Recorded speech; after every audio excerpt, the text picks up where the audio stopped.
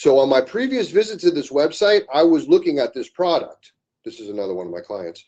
And so this is a little widget and it brings them right back to the product. So they don't have to search and find it and go through the whole experience again.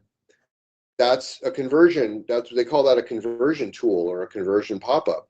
And I'm using a company called Optimonk, which I love.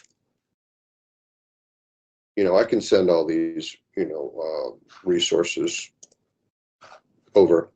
But thank you, because we have been talking about your Martech stack and needing your stack, your tech stack, right? Right, exactly. Well, the tech stack, is very important because there's multiple services for each function, right? There's multiple companies that do pop-ups.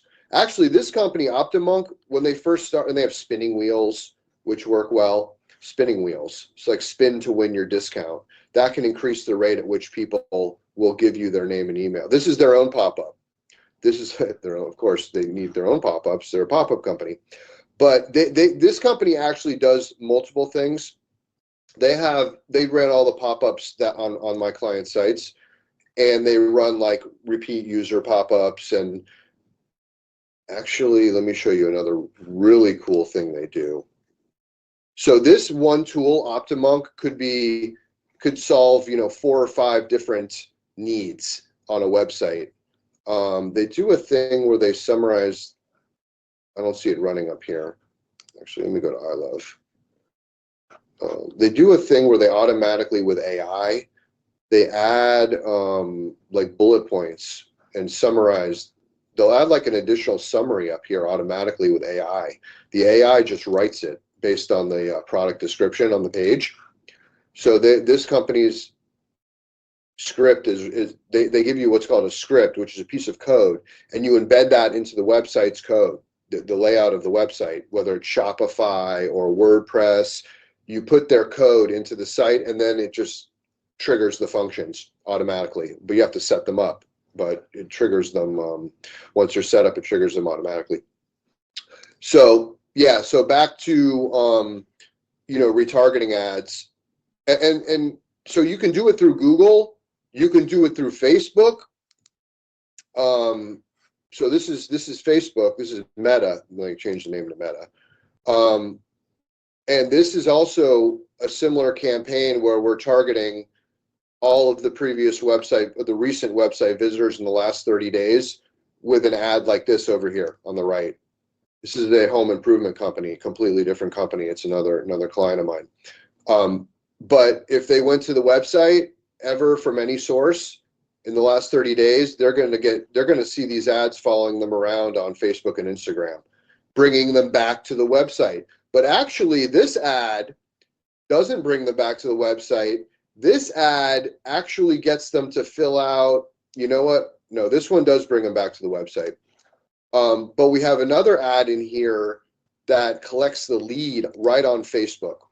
I'll show you. So Facebook, you can actually collect a user's lead, which is their information that they're interested, right on Facebook without them ever even going to your website. So they basically see this ad in their on Facebook or Instagram, and if they click Get Quote right here, Get Quote, then a form opens up. And I'll show you what the form looks like right here. We look forward to serving your needs. Continue. All this will be pre-populated with their information, name, last name, email, phone. All of this will be populated automatically. And all they have to do is click continue and then submit. And the lead automatically goes to the company, to the home improvement company. And they call them on the phone and say, hey, we got your lead. We'd love to set up an appointment with you to give you a quote on your new deck. So they don't even have to go to the website. Now, it does actually shoot them out to the website after they submit the lead on Facebook, submit the contact inquiry. So they actually do go to the website, those people, not everyone, but it's a quicker way to gather their contact info. It's called a lead ad. So a Facebook lead ad, or they changed the name to Meta, but they're called lead ads. So if it's like a home improvement company, a home services company, plumbers, roofers, Anyone who like has a sales process where they call them on the phone and they set up an appointment, or they need to speak to them on the phone to take the order, lead ads could be a really good type of ad to run for that type of company. It's great for like home service businesses, like insurance, health insurance, auto insurance, it could work for. So when the leads come in, they go to the salesperson in the company, and the salesperson calls them. And then they measure, okay, we got 100 leads this month. How many were we able to get a hold of on the phone? How many closed into a sale?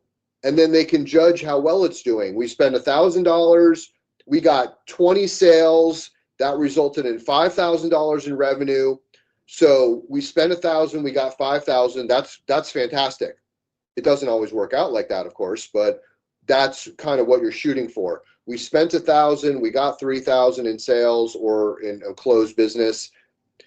Some things don't even do that well. Some things you spend 1,000, you gain 1,000 in revenue. Some things don't break even.